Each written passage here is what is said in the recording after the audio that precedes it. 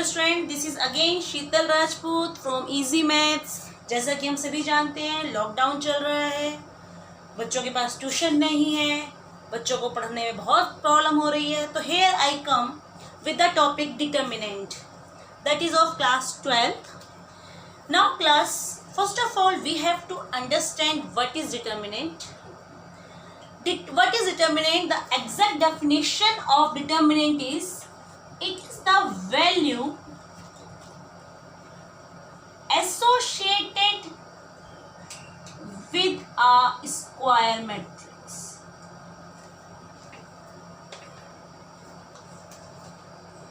Square matrix, all of you know matrix is an arrangement. And what is a square matrix? Square matrix is a matrix having same row and same column. That you must be knowing. So what is determinant? Determinant is a value associated with a square matrix. Let us suppose if I have a matrix A 2 4 3 9, it is a square matrix. And let us take a matrix B, that is 1 5 2 3 9 7 2 1 0. It is also a square matrix. So we can associate a value with both of these matrices. Condition is it should be square. That is called determinant. And how it can be represented? It can be represented as that of A, or we can use this symbol. When we are talking about that, we use this mod symbol, and this symbol is for the that.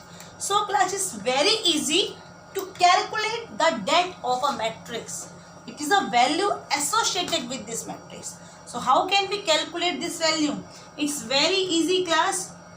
Whenever we are writing the same numbers in these modulus, now it become that.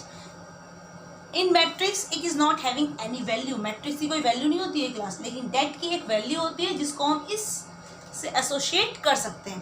तो क्या value होगी इस date की, कैसे calculate करते हैं? It's very easy.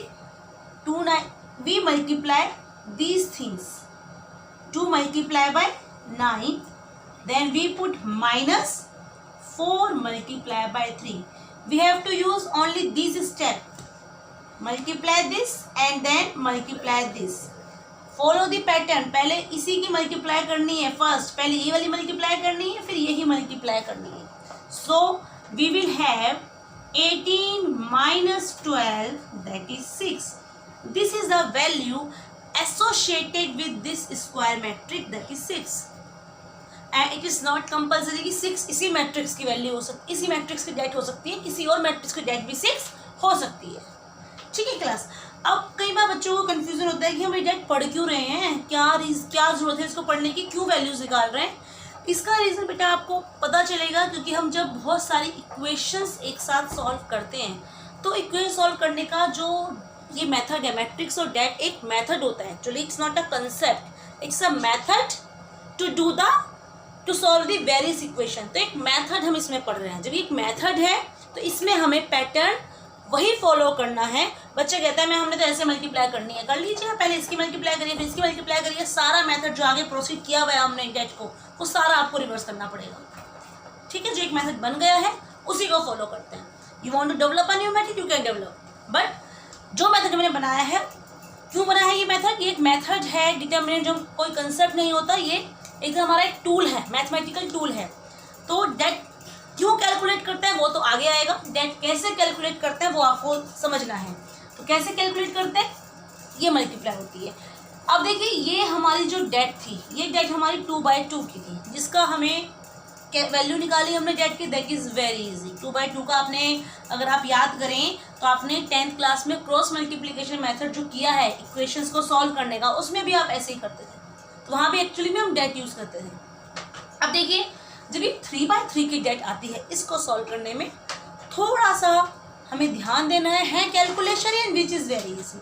चलिए एक बार 2/2 का फिर से देख लेते हैं. एक एग्जाम्पल और ले लेते हैं बेटा. एक हमने सी ली, दैट इज डेट 5 2 1 9. कितनी वैल्यू आएगी इसकी? 5 9 जा, पहले हमेशा ये वाली मल्टीप्लाई करनी है. 5 9 जा 45 -2 दैट इज 43। इजी। और बच्चे तो सीधा कैलकुलेट करते हैं, स्टेप लिखने की जरूरत नहीं होती है बीच वाला, ये तो मैं आपको एक्सप्लेन कर रही हूँ, लिख रही हूँ। तो we can calculate the det of 2/2 matrix easily. Represent कैसे करते हैं मैट्रिक्स को? रिप्रेजेंट करने के लिए या तो आपको मैट्रिक्स को रिप्रेजेंट करते हैं स्क्वायर ब्रैकेट से, या फिर हम ब्रेसिस से भी रिप्रेजेंट करते हैं मैट्रिक्स को, ये आपने पढ़ा होगा पहले। बट डेट को रिप्रेजेंट करने के लिए हमेशा एक ही सिंबल यूज होता है, दैट इज मॉडुलस सिंबल। हम एलिमेंट्स को इसके अंदर लिख देते हैं, ठीक है। अब बात आती है बेटा 3/3 की डेट कैसे सॉल्व करनी है। इसको सॉल्व करना भी बहुत ईजी है, बहुत ईजी मेथड मैं आपको सिखाऊंगी। अब देखिए ये बी मैट्रिक्स की डेट सॉल्व करने का मेथड देखते हैं। देखिए बेटा जब इस मैट्रिक्स की, that means when I will solve the det of this matrix 1 5 2 3 9 7 2 1 0। Now student जब इसको हम सॉल्व करते हैं, before solving it you must be knowing, ये आपको पता होगा मैट्रिक्स में, ये फर्स्ट रो इसे हम R1 बोलते हैं, इसे R2 बोलते हैं, इसे R3 बोलते हैं, ये सबको पता है। ये C1 होता है, ये C2 होता है और ये C3, ठीक है। तो जब भी हम डेट की वैल्यू निकालते हैं तो हम किसी भी रो या किसी भी कॉलम से निकालते हैं, किसी भी एक रो या किसी भी एक कॉलम से, सबसे नहीं निकालते। वो किसी भी एक रो या किसी भी एक कॉलम से जब निकालते हैं तो हम क्या लिखते हैं? हम लिखते हैं एक्सपेंडिंग। सपोज मैं यूज कर रही हूँ अलोंग R1, हम R1 के अलोंग इसको एक्सपेंड कर रहे हैं, किसी के अलोंग भी आप एक्सपेंड कर सकते हैं। मैं R1 के अलोंग एक्सपेंड करती हूँ तो R1 मीन्स ये वाले एलिमेंट्स, कितने एलिमेंट है इसमें? 1 5 2, तो आप लिखेंगे 1 देन 5 देन 2। क्लियर। अब एक इसमें रूल होता है, ये रूल आगे डीपली और आएगा। जब हम ये नंबर्स लिखते हैं तो हम क्या करते हैं? अल्टरनेट यूज करते हैं, पहले वाला प्लस फिर माइनस फिर plus, minus plus minus plus minus plus. That means अगर मैं R1 के लॉन्ग एक्सपेंड कर रही हूँ तो 1 प्लस में आएगा, 5 माइनस में आएगा, 2 प्लस में आएगा। हमेशा हम यहाँ प्लस से ही स्टार्ट करते हैं, रीजन आपको आगे पता चलेगा इसका। ऐसे ही अगर मैं मान लीजिए मैं कहती हूँ नहीं हम तो R2 के लॉन्ग एक्सपेंड करेंगे, जी आप R2 के लॉन्ग भी कर सकते हैं, आंसर सेम आता है। तो फिर आपका 3 9 और 7 नंबर लिखते हैं हम, 3 के आगे -3, 9 प्लस का और 7 माइनस का। एक बच्चा कहते नहीं कि मुझे C3 के लॉन्ग एक्सपेंड करना है, तो कर लीजिए C3 के लॉन्ग भी, आंसर सेम आता है। तो हियर मैं एक्सपेंड कर रही हूँ R1 के लॉन्ग। तरीका क्या है? आप एलिमेंट लिखा 1, 5 लिखा माइनस के साथ 2 प्लस, यहाँ पर हमने कुछ एलिमेंट्स लिखने हैं। देखिए यहाँ पर हमें छोटी छोटी डेट्स लिखनी है। डेट की सिंबल क्या है? डेट लिखनी है। जब हम 1 करेंगे, 1 की डेट लिखेंगे, इसे बोलते हैं हम 1 का माइनर। 1 से 1 ये पूरी डेट है, माइनर छोटी डेट 1 के हिसाब से। तो जब हम 1 की लिखेंगे, जिस ये वाली रो कैंसिल करना होगा, ये वाला कॉलम, तो बचेगा क्या हमारे पास? 9 7 1 0। जब हम -5 लेंगे तो ये वाला रो कैंसिल, ये वाला कॉलम कैंसिल, क्या बचता है हमारे पास? 3 7 2 0। और जब हम 2 के लॉन्ग करते हैं तो अगेन ये वाला कॉलम कैंसिल, ये वाली रो कैंसिल, क्या बचता है? 3 9 2 1। तो जब भी हम किसी भी रो या किसी भी कॉलम के अलोंग इसको एक्सपेंड करते हैं, तो जिस भी रो के अलोंग एक एक्सपेंड कर रहे हैं, एक तो साइन ठीक लेना है, दूसरा अगर हम 1 लिख रहे हैं तो 1 का माइनर, ये जो हमारी जो छोटी डेट बचती है, इसको छोड़ के, इस रो को, इस कॉलम को छोड़ के छोटी डेट ये बचती है हमारी, ठीक है, इसी को हम बोलते हैं माइनर। हमें 1 का माइनर लिखना है, दैट इज 9 7 1 0। ऐसे ही हम 5 का माइनर लिखेंगे, हमने ये रो कैंसिल की, कॉलम 3 2 7 0।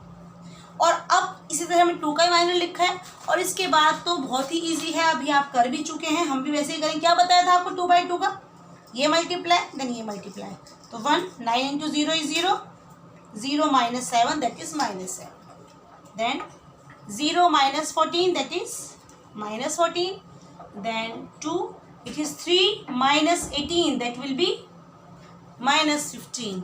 2/2 की तो हमें सॉल्व करनी आती थी, अब इसको हम कैलकुलेट कर लेंगे एंड हमारा आंसर क्या आएगा यहाँ पर हम लिख देते हैं, स्पेस थोड़ा कम है बेटा, -7 + 70 -30। So from here we can see the answer is 70 minus 30, that is 40 minus 7, that is 33. 33 is the value of the det of a matrix B. That means 33 value can be associated with this matrix, or we can say the value of this that is 33. So clear class. अब जरूरी नहीं है, एक और खास बात है, ऐसा नहीं होगा कभी भी कि आपने R1 के लॉन्ग एक्सपेंड किया तो आंसर अलग आएगा, आपने R2 के लॉन्ग एक्सपेंड किया तो आंसर अलग आएगा. आंसर सेम आएगा, आप किसी के भी अलोंग एक्सपेंड करें इसको. अब देखिए इसी क्वेश्चन को अगर मैं कहती हूँ नहीं जी मुझे तो C2 के अलोंग एक्सपेंड करना है जी, कॉलम के अलोंग, मुझे नहीं करना R1 के अलोंग, मेरा तो C2 के अलोंग एक्सपेंड करने का मन है. तो देखिए C2 के अलोंग जब मैं इसको एक्सपेंड करूंगी, करके देखते हैं हम चेक करते हैं. मैथमेटिक्स क्या है, सुनिए ना, मैथमेटिक्स में कुछ भी बोलते हैं चेक करना पड़ता है कि सही भी है कि नहीं. चलिए अभी आपको बताया था मैंने साइन प्लस फिर माइनस, तो माइनस में आएगा 5, फिर 9 प्लस का आएगा और 1 माइनस का आएगा. And then here we are going to write down the minors. What are the minors? 5 का लिख रहे हैं तो 5 की रो कैंसिल, 5 का कॉलम कैंसिल, क्या बचा 3 2 7 0, 3 2 7 0. अच्छा अब 9 का माइनर लिखेंगे तो 9 की रो कैंसिल, 9 का कॉलम कैंसिल, क्या बचेगा हमारे पास 1 2 2 0. So it will be 1 2 2 0. अब हम 1 का माइनर लिखेंगे, row cancel again, column cancel again, क्या बचेगा 1 3 2 7. चलिए चेक करते हैं सही बात बोल रहे हैं हम कि नहीं, कि हर रो से एक ही आंसर आता है, हर कॉलम से एक ही आंसर आता है. मल्टीप्लाई कीजिए 0 minus 14, that is minus 14, then plus 9,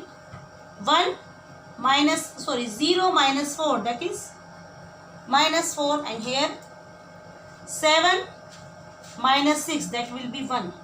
So here we will be having 70 minus 36 minus 1, that is 70 minus 37, and which will again be 33. So this is the way we can calculate the value of debt. It's quite easy. Now value of det तो हमें निकालनी आ गई है. अब date के बारे में कुछ और चीज़ें जानेंगे. हमने मैट्रिक्स में भी कुछ और चीज़ें जानी है, डेट के बारे में कुछ और चीज़ें जानेंगे. हमें वैल्यू निकालनी तो आ गई है किसी भी डेट की. अब देखिए डेट के बारे में और चीज़ें हम थोड़ी सी जानते हैं कि अगर हमारे पास 2 डेट हैं, ठीक है, वो इक्वल कब होती है? Equality of date. डेट क्या है? Value associated with a matrix. तो इक्वालिटी ऑफ डेट क्या होगा? 2 डेट कब इक्वल होंगी? जब उनकी वैल्यूज इक्वल होंगी.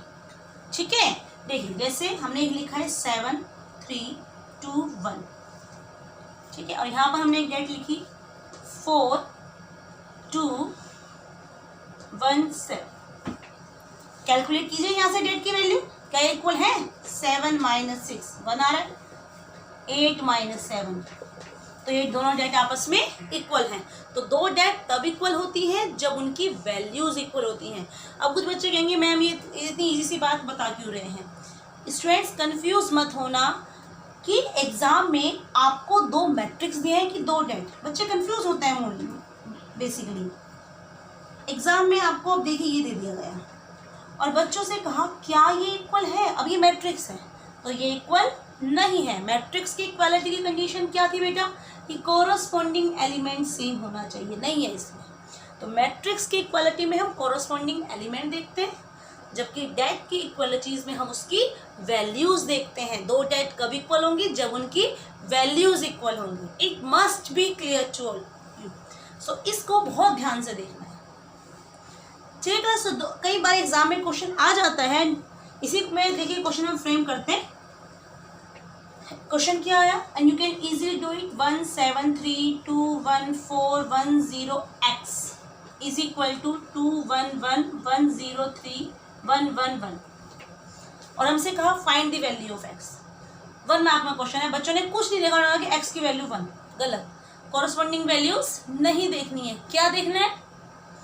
डेट की वैल्यू निकालनी है. जैसे हमने अभी निकालना सिखाया आपको. हम किसी भी रो या किसी भी कॉलम के अलोंग एक्सपेंड कर सकते हैं. तो हम इस एक्स की वैल्यू निकालेंगे. चलिए फटाफट से निकालते हैं स्पीड से, क्योंकि आपने भी स्पीड से ही निकालनी है बाद में.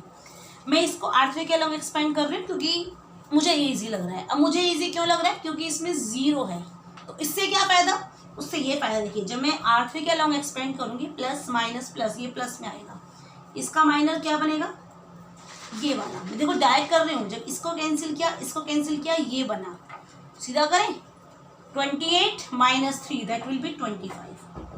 अब आएगा साथ में जीरो, उसका मुझे कैलकुलेट करने की जरूरत ही नहीं है, मैं छोड़ दूंगी उसको। क्यों? क्योंकि जीरो इंटू समथिंग जीरो होता है, तो मेरी कैलकुलेशन में एक स्टेप कम हो गया, इसीलिए मैं इसके अलॉन्ग एक्सपेंड कर रही हूँ।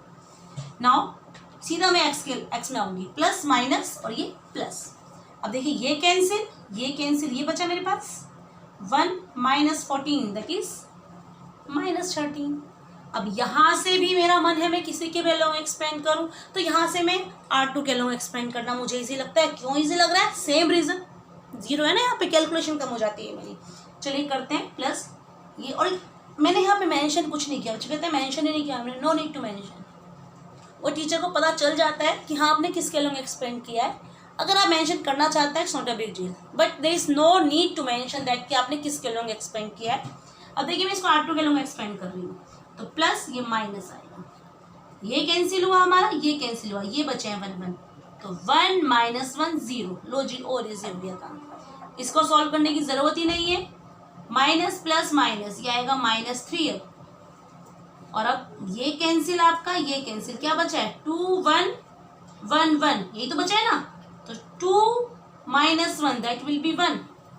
सो we will have 25 minus 13x is equal to -3, or we can have 13x is equal to 28. So x will be 28 by 13. ध्यान देने की जरूरत है क्लासेस में कि आप आंख बंद करके कि हाँ क्वेश्चन आया एग्जाम में और कॉरस्पॉन्डिंग एलिमेंट देखे और 1 लिख दिया, गलत हो जाएगा। वैल्यूज इक्वल होनी चाहिए, तभी डेट इक्वल होती है। So I hope it is understood to you. So it's very easy. Okay, अब यहां तक तो हमारा अच्छे से क्लियर है। अब नेक्स्ट वीडियो में क्लास में आपको डिटरमिनेंट की और चीजें एक्सप्लेन करूंगी। हम सीखेंगे नेक्स्ट वीडियो में कि डिटरमिनेंट का यूज हम इक्वेशन सॉल्व करने में कैसे करते हैं। Till then you just solve your exercise, first exercise of determinant from NCERT. It will be easy for you to solve it now. So goodbye students, and let us meet in the next video, and please like and subscribe my channel if you find all the tricks easy. Goodbye students.